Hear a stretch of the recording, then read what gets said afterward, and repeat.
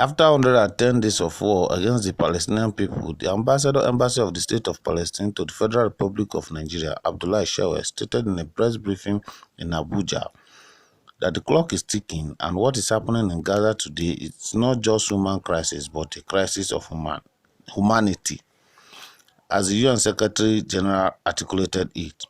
He also proposed measures that can be taken to solve the crisis against humanity, which include global recognition of the State of Palestine, amongst others.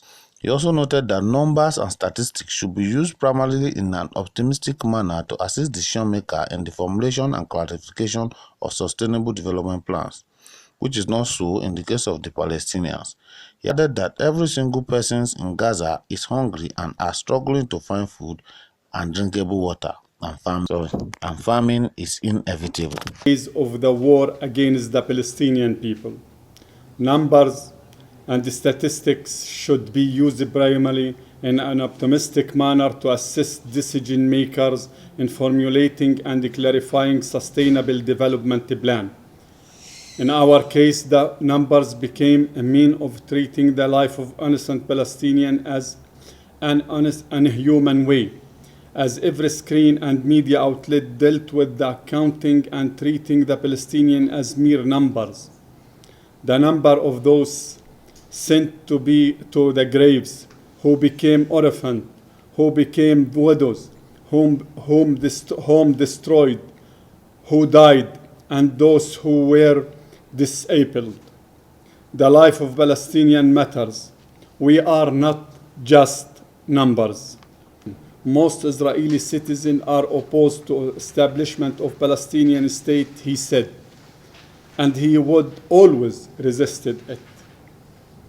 To who continue to theorize and verbally call for the two-state solution despite Israeli clear and declared position rejecting it.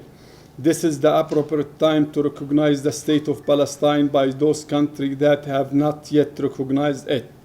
And it must be also allowed to become a full member of the United Nations. This is the only way to reserve this widely agreed upon solution and is the practical reaction to the Israeli interestness and arrogance. Otherwise, it is just paying lip services to the Palestinians and giving them the pacifiers. Currently, every single person in Gaza is hungry. Quarter of the population are starving and struggling to find food and drinkable water, and famine is imminent. Pregnant women are not receiving adequate nutrition and health care, putting their life at risk. In addition, all children under 5, 335,000 are at risk of severe malnutrition. As the risk of famine condition continue to increase, a whole generation is now in danger of suffering of stunting, said the experts. Stunting occurs when young children growth is hampered due to lack of adequate nourishment and causes irreparable physical impairment. This will undermine the learning capacity of entire generation. For the third month in a row, the Israeli government continues its piracy and theft of the Palestinian clearance fund, leaving the government unable to pay the salaries. This is another step to strangle the already suffering Palestinian economy and push the Palestinians to brink of abyss. The clock is ticking. The nightmare in Gaza is more than a humanitarian crisis. It's a crisis of humanity, as the United Nations Secretary General articulated it. The window of the two-state solution is becoming narrow day by day.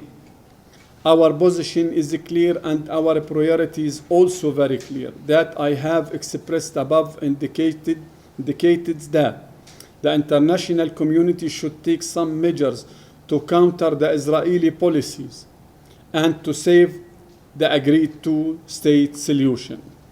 Besides many other measures that can be taken, we can start by the following. 1. Globally recognize the state of Palestine with the recantation of 1967 border with East Jerusalem as its capital, especially by the EU members and the USA, allowing Palestinians to be the state number 194 in the United Nations instead of its current situation as an observer state. For this to happen, the United States would need not to veto the resolution in the UN Security Council. Globally, 3. Globally recognize the Palestinian right to self-determination even if Israel has not accepted the recognition. The vast majority of the UN member states is recognizing this right, except United States of America, Israel, and some other few countries voted against or abstains. The yearly adopted resolution called the right of Palestinian people to self-determination. Supporting the South Africa case against Israel in the International Court of Justice, and there are many ways to do so. Supporting the Palestinian people by all the necessary funds possible to make their existence in their ancient land sustainable.